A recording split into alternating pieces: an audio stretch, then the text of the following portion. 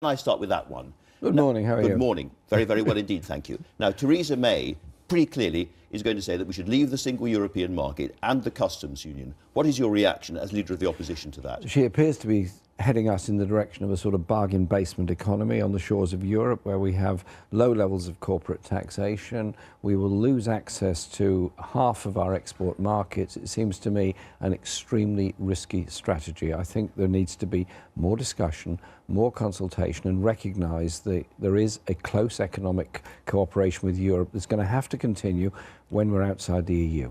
And you've read this morning, possibly, the Chancellor, Philip Hammond, suggesting or implying that if we don't get access to those markets, we could cut corporation tax quite dramatically in this country and be a kind of low-tax alternative to the EU offshore. He appears to be making a sort of threat to the European community, saying, well, if you don't give us exactly what we want, we're going to become this sort of strange entity on the shores of Europe, where there'll be very low levels of corporate taxation and designed to undermine the effectiveness or otherwise of industry across Europe. It seems to me a recipe for some kind of trade war with Europe in the future. That really isn't a very sensible way forward. So trade war, a very, very risky option, and a bargain basement economy. Yeah. And this is all triggered by Article 50, which Labour is going to vote for.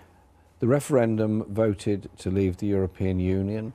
That Parliament has to live with and has to work around. Therefore, we won't block Article 50, but we will make the point very clearly in the run-up to the vote about the question of access to European markets, and also, of course, things we're going to have to cooperate on the future, such as environmental regulation, consumer rights, all those issues. We've got to cooperate with them. But you now know that she is heading for a version of Brexit you think is disastrous. Well, doesn't that change? I mean, you could say you make your point. This is what's trailed this morning in a speech she's yet to give. So you don't believe it? Well, I don't say I don't believe it. I'm just saying sometimes the media frenzy can get slightly ahead of the facts. It certainly can. We'll find out in the middle of the week, nonetheless. But assuming that, if that is the case, that she is taking us to a version of Brexit that you think is disastrous, why is it that you are saying, there is the cliff edge, let's march towards it? No, not saying march towards the... Well, you're voting for... Listen, Article the referendum made a decision.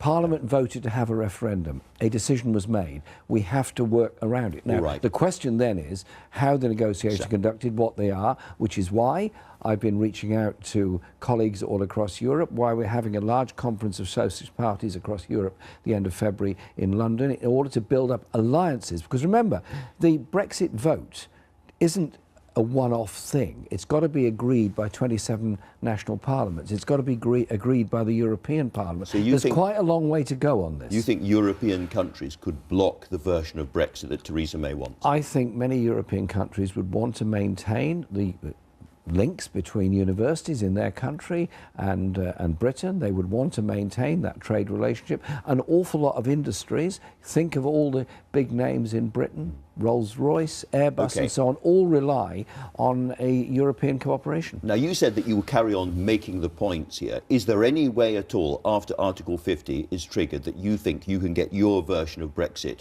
through the House of Commons and actually happening through the British political system? It's going to have to keep coming back to the House of Commons, and we'll make sure it does keep coming back to the House of Commons. I know there's a court case going on at the moment. We will keep on pressing the government on this, and there are MPs in all parties that must be concerned about the future of industries in their constituencies, must be concerned about the future trade relationships we have, and also what kind of trade arrangements we have the rest of the world in the future. If we're part of the customs union, then clearly trade is done via the customs union. If we're not part of the customs union, then we've got to start making our own trade arrangements, which will be the first time for 40 years Britain's done that. Forgive this ghastly cliche or propagandistic thing, but is there a majority in the House of Commons, if Labour works with other parties, for soft Brexit?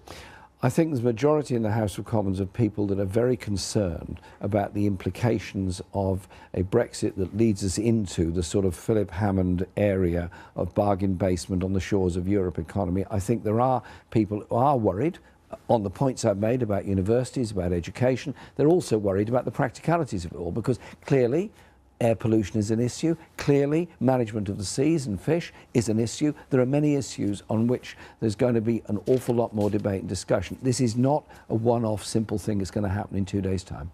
Now, it sounds unlikely, but you made a speech this week, which just has a whiff of Donald Trump about it, a whiff of the whole system's rigged against the ordinary Joe, and something needs to change. I'm really interested about the similarities between me and Donald Trump. Well, so am I. It's unexpected, and the hair needs to change. Is it the hair or something? The hair needs to change. Let me read you one of the things you said, however.